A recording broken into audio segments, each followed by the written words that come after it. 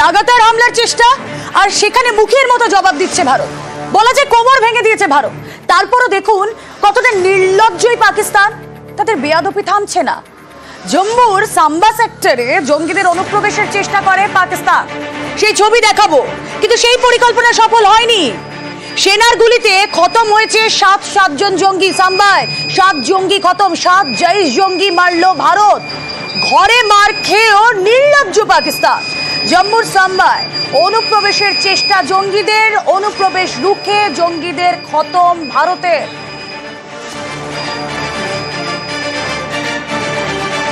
কথা বলবো এই মুহূর্তে ব্রিগেডিয়ার বিশ্বজিৎ চট্টোপাধ্যায় রয়েছেন আমাদের সঙ্গে। ব্রিগেডিয়ার চ্যাটার্জি, আপনাকে স্বাগত জানাবো নিউজ 18 বাংলায়। আমি রুমেলা কথা বলছি আপনার সঙ্গে। দেখুন কতটা নির্লজ্জ একটা দেশ, সেই দেশের অবস্থাটা একেবারে খান হয়ে গিয়েছে।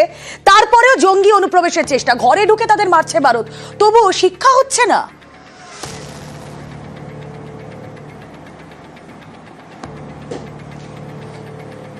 হ্যাঁ দেখো রুমেলা, কথাটা ঠিকই।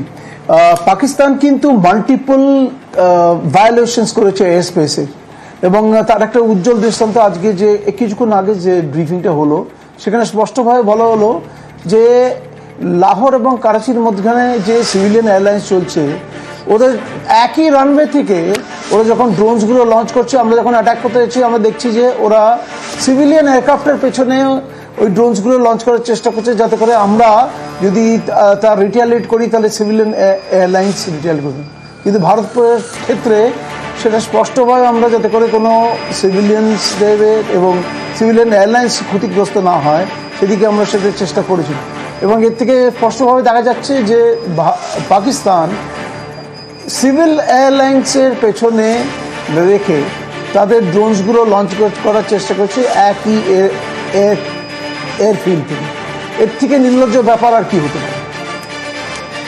একেবারে ব্রিগেডিয়ার চ্যাটার্জি, ঠিক এখানেই বলবো যে এই যে সাহস, এর তো একটা উৎস থাকে। এতদিন পর্যন্ত আমরা বুঝতে পারছিলাম না যে পাকিস্তানের এত সাহস আসছে কোথা থেকে, পাকিস্তানকে কে সাপোর্ট করছে।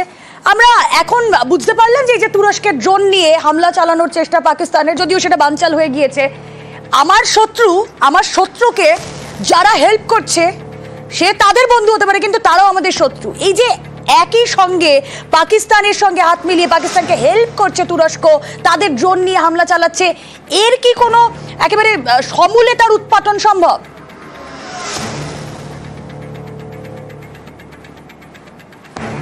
দেখো, স্পষ্টভাবে আমরা বলতে পারি যে এবারে যে পাকিস্তান ড্রোনস ইউজ করেছিল তার মধ্যে অধিকাংশই অংশ তারা টার্কি থেকে কিনেছে। আজকের দিনে পৃথিবীতে second largest producer of drones হচ্ছে টার্কি, আর এবং সেটা খুবই সস্তায় পাওয়া যায়। পাকিস্তান যে টার্কি থেকে ড্রোন নিয়েছে এবং সেইগুলো যে আমাদের এগেনস্টে ইউজ করেছে, এই বিষয়ে কোনো আর নো সেকেন্ড ওপিনিয়ন ওদের। ওটা অ্যানালিসিস করতে আমরা পাঠিয়েছি, এবং সেটা থেকে স্পষ্টভাবে জানা যাচ্ছে যে Pakistan has used Turkish drones. যে কোনো দেশ থেকে কিনতে পারে। যেমনি আমরা S-400 কিনেছি রাশিয়া থেকে, সেমনি পাকিস্তান কিনেছে টার্কি থেকে। কিন্তু টার্কির ড্রোনগুলো যে আমাদের এডি সিস্টেমের কাছে নাস্তানাবাদ হয়ে গেছে সে বিষয়ে কোনো সন্দেহ নেই। আমাদের যে এয়ার ড্রোন সিস্টেম, যেটা S-400 এবং আকাশতীর, যেটা পরিষ্কারভাবে এই জায়গাটাতে যে মেলে রেখেছিল আমাদের আয়রন ড্রোমে, সেটা নাস্তানাবুদ হয়েছে টার্কি এবং চায়নার প্রত্যেকটা টার্কির ড্রোনস আর চায়নার মিসাইলগুলো। একেবারে তুরস্ক এবং চীন, এদের কাছে পাকিস্তানকে চেয়ে চিনতে ভিক্ষা করে সমরাস্ত্র আনতে হয়। সেখানে আমাদের এই S-400 সুদর্শন প্লাস আকাশ, এর সঙ্গে এরা এখনো পাল্লা দিয়ে যাচ্ছে। আমার প্রশ্নটা হচ্ছে এটাই যে পাকিস্তানের এই সাহস তো এখনো রয়েছে। আমরা জম্মু কাশ্মীরে দেখছি, রাজস্থানে দেখছি, পাঞ্জাবে দেখছি, বিভিন্ন জায়গা তারা টার্গেট করছে, কিন্তু পাকিস্তান তো ঘরে বাইরে প্রবল চাপের মুখে। খুব স্পেসিফিক একটা প্রশ্ন করবো, যে হয়তো দর্শকরা জানতে চাই, এটা চলবে কতদিন? পাকিস্তান এটা টেনে নিয়ে যেতে পারবে কতদিন?